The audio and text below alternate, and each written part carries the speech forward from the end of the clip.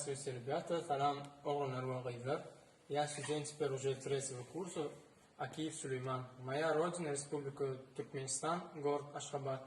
Я выбрал этот вуз, потому что у меня здесь учился старший брат.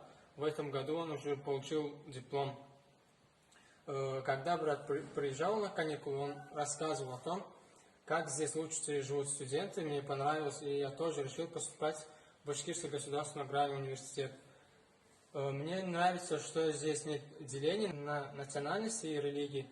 Например, есть и мечети, и церковь, на кухне включают в себя блюда разных народов. Здесь я попробовал много блюд, например, русский рассольник, и это было вкусно. Многие уфимцы легко говорят на нескольких языках, например, русском и башкирском, или русском и татарском. Башкирский и татарский языки немного напоминают мой родной туркменский. Есть